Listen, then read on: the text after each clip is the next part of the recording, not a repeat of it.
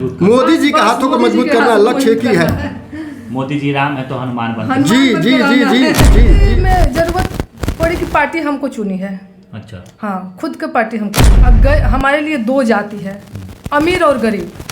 पढ़ी लिखी एक औरत हो करके और घर में चूल्हा चौकी करे, चूल्हा चौकी भी करना है लेकिन अपना नाम करे, अपना नाम करे, अपने नाम से जाने। नमस्कार, स्वागत है आपका मेरे चैनल टॉक एनालिसिस में। अभी हम मौजूद हैं सिवान के मैरवा में डॉक्टर सुनीता मिश्रा के क्लिनिक पे, जो कि आज की कंदामनी कही जाती है और यह भाजपा से सांसद प्रत्याशी के रूप में आने वाली हैं। आइए सुनीता मिश्रा से बात करते हैं और जानते हैं कि जो लगातार ये चर्चाएं बनी हुई हैं कि वह सांसद प्रत्याशी होंगी सिवान से भाजपा की तरफ से। इनसे बात करेंगे और जानेंगे कि क्या इनका मोटो है और क्या इनका विज़न है। अच्छा, पूरे जिले में डॉक्टर सुनीता मिश्रा और बीजेपी का बैनर साथ में लगा हुआ है, क्या चीज़ संदेश दे रहा है? अब संदेश बताना क्या है, आप लोग तो खुद मीडिया वाले हैं जी। हाँ, तो 2024 की तैयारी चल रही है क्या मैडम? हाँ, 2024 की तैयारी तो चल रही है। भगवान चाहेंगे तो टिकट भी लेकर के आएंगे भाजपा से। भाजपा से। बहुत सारे दावेदार हैं भाजपा में, आप अपने आप को कहाँ देखते हैं? देखिए, सबको अधिकार है, दावेदारी का तो सबको अधिकार है, लेकिन हम कोशिश कर रहे हैं, 99% कोशिश कर रहे हैं कि हम 1 नंबर पे आएँ। क्या कुछ अंदरूनी बातचीत हो चुकी है बड़े नेताओं से? अपना कोशिश है, नेताओं का पार्टी से भाई, बिना पार्टी के तो कुछ होगा नहीं। डॉक्टर सुनीता मिश्रा बीजेपी से ही क्यों चुनाव लड़ी?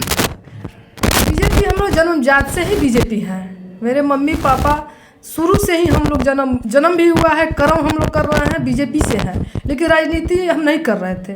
मेरा सेवा ही करना था, जो डॉक्टरी में पेशा है, और डॉक्टरी से भी हम सेवा ही गरीबों का कर रहे थे, और राजनीति से भी सेवा ही करने के लिए हम आ रहे हैं। तो ऑलरेडी पहले से आप एक समाज सेवी की भूमिका में जी हैं, जी तो जी। फिर राजनीति की जरूरत पड़ेगी?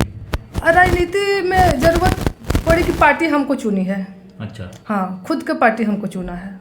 अच्छा, आपको पार्टी क्यों चुना है? और भी बहुत से लोग हैं बीजेपी में पहले से जो प्रबल दावेदार हैं, और आप उसके बाद से पार्टी तो चुनी है, तो अब पार्टी अब हमें क्या बताएं। किन किन बातों को लेकर आप मैदान में उतरेंगे? कौन सी समस्या हैं जिनको आप प्रबल तरीके से उसको सामने रखकर लड़ना चाहेंगे?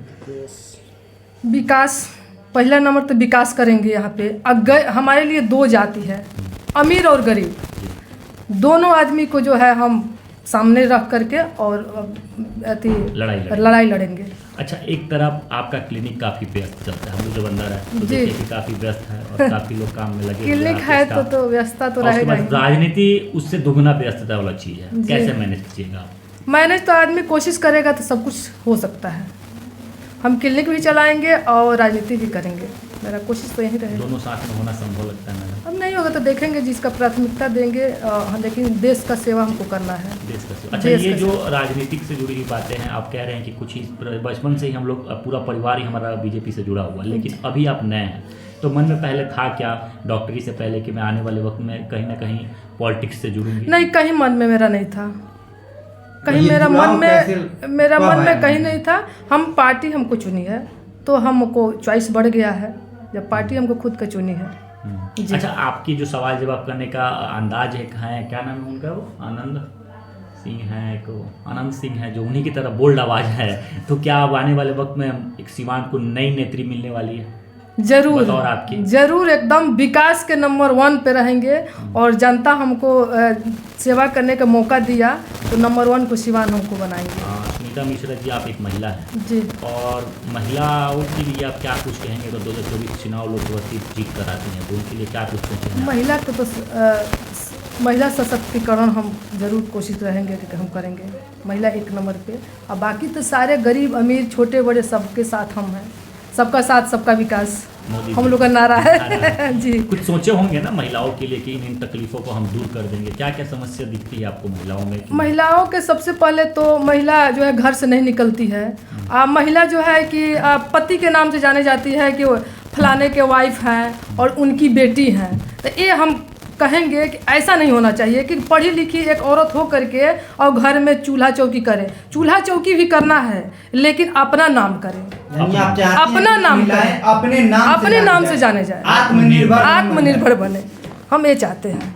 तमाम मैरवा की जनता और जो महिला, जिस महिला को आत्मनिर्भर बनाना चाहती जी। है, क्या अपील करना चाहती हैं? हम क्या यही है? अपील करना चाहें कि उसको जो है अपने तरफ से उत्सव करेंगे कि आओ मेरे साथ, हम तुमको सिखाएंगे रोजगार कैसे करना है, तुम आत्मनिर्भर बनो।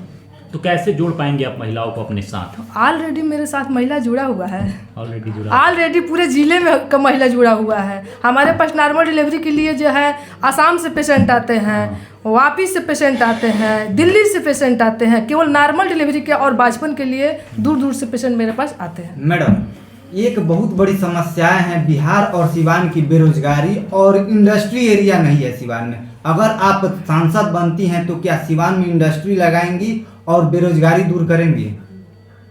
अब देखिए, बेरोजगारी तो सत्ता के आने के बाद ही, और जो मेरी पार्टी जिस तरह कहेगी उस तरह हम करेंगे। अब पहले हम कैसे बता दें? एक विजन होगा ना आपका कि हम सांसद बनते हैं तो ये काम करेंगे। एक अब विजन ये है कि जो हमको इस जिले में पिछड़ा हुआ है, जैसे मान लीजिए कि डॉक्टर राजेंद्र प्रसाद के नाम पर विश्वविद्यालय का हम बोले हैं कि विश्वविद्यालय वहाँ बनाएंगे। और उसके बाद से पर्यटन स्थल नहीं है, हमारे हरम बाबा का मंदिर है जो हम लोग मैरवा में रहते हैं, और उन्हीं के आशीर्वाद से हम लोग अभी तक आगे बढ़े हुए हैं। हाँ, तो वहाँ भी पर्यटन स्थल बनवाएंगे। और तीसरा नंबर है सुहागरा मंदिर का पर्यटन स्थल बनाएंगे, महेंद्र नाथ को पर्यटन स्थल बनाएंगे।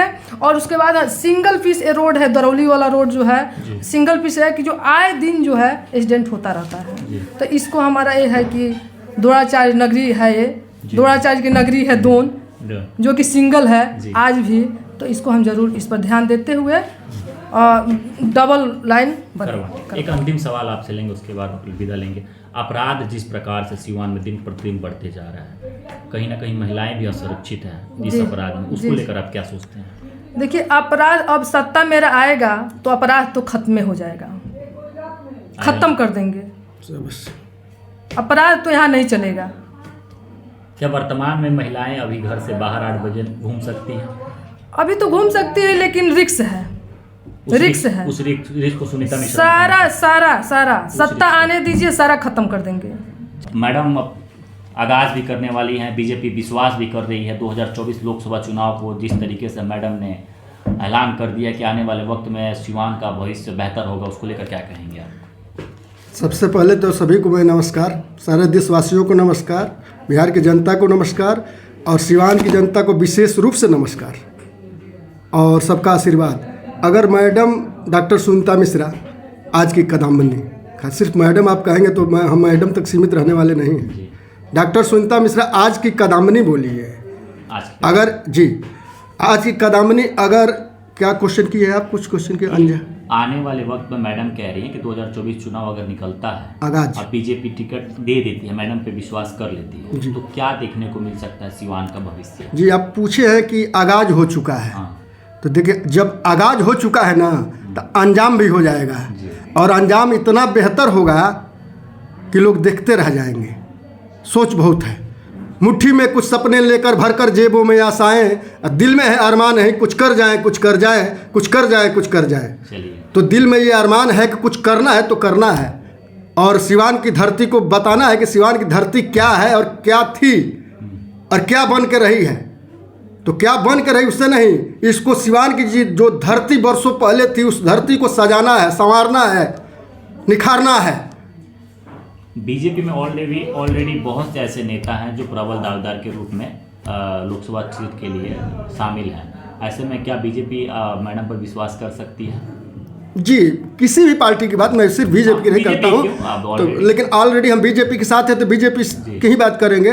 दावेदार बहुत लोग रहते हैं, ऐसा कुछ नहीं है, सबका हक है, सबका अधिकार है, दावेदार बनने का सबका हक और सबका अधिकार है, लेकिन हम उस अधिकार का प्रयोग हम अपने ऊपर वाले गाइडलाइन से चलेंगे। अच्छा, एक सवाल मैडम से करना चाहिए था लेकिन छूट गया, आपसे कर रहे हैं। अगर कोई और अदर पार्टी मैडम को टिकट देती है, राजद चाहे कोई और पार्टी, तो क्या मैडम चुनाव लड़ेंगी उस पर? सवाल ही नहीं है कि लड़ेंगे, सवाल ही नहीं है कि लड़ेंगे। अगर बीजेपी मुझे टिकट नहीं देगी तो सवाल नहीं है कि अदर पार्टी से चुनाव लड़ेंगे। पार्टी के साथ है, कुछ चीजें होती हैं, नहीं देगी तो उसके बाद भी हम पार्टी के साथ हैं, उसके बावजूद। हाँ, उसके बाद भी स्वाभिमान और सम्मान के साथ समझौता नहीं किया जाता है।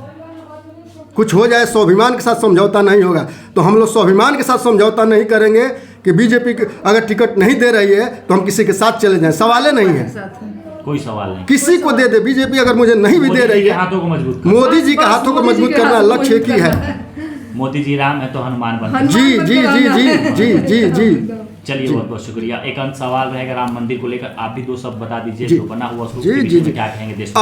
अभी राम मंदिर की ही चर्चा हम कर रहे हैं। राम मंदिर की अभियान चला रहे हैं। मेरी 10 गाड़ियाँ 5 गाड़ियाँ अभी भी आज भी निकली हुई है, पोस्टर बैनर लेके।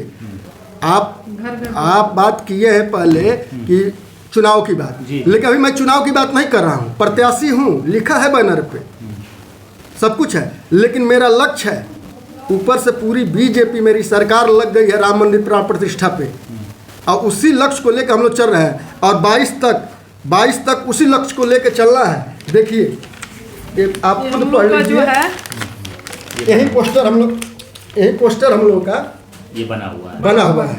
भगवान राम मंदिर और संसद में। पूरा पढ़ लीजिए, ऊपर से पढ़ जी लीजिए। जी जी। हर घर भगवा लहराएंगे, दीपावली फिर से मनाएंगे। तो मतलब अब दीपावली फिर सिवान में भी होगा, पूरे सिवान देश में भी होगा, सिर्फ मैरवा में सिवान भी होगा। मैरवा में भी नहीं, होगा। सिर्फ सिवान में नहीं सर, हाँ। पूरे भारत में, आप लोग पूरे जाइए भारत में। नहीं, मैरवा में हम मैरवा में डिपॉजिट करेंगे। दीप हाँ, राम जानकी मंदिर पे डिपॉजिट करेंगे। यहाँ पे कम से कम 500 लोग मेरे रहेंगे। रहेंगे हाँ। आपको। चलिए, तमाम और देशवासियों को क्या अपील करेंगे? अपील यही करेंगे कि 22 तारीख को मेरा अभियान चल रहा है, पूरे जिले में अभियान मेरा चल रहा है ना। आपने अभियान को लेकर, तो आज मैं उत्तर प्रदेश में मीन करने वाला हूँ। दीप जलाओ, उत्सव मनाओ, मेरा नारा बन चुका है। जिस गांव में जा रहा है कि दीप जलाओ, उत्सव मनाओ। तो बस 22 तारीख को सबसे मेरा आग्रह है, सारी जनता से आग्रह है, भारत की पूरी जनता से आग्रह है कि कम से कम 22 तारीख को अपने घर के ऊपर, अपने छत के ऊपर 11 दीप प्रज्वलित करें और दीपावली मनाएं, कि लगे कि आज दीपावली है। चलिए, अपना परिचय दर्शकों को। मेरा परिचय विनोद कुमार चौबे, जी मैं डॉक्टर सुनीता मिश्रा आज की कंदामनी इनके बड़े भाई हूँ। जी। चलिए, भाई बहन मिलकर अब जी, भाई बहन मिल के ही आगाज और अंजाम दोनों पे जाना है। चलिए, बहुत बहुत शुक्रिया।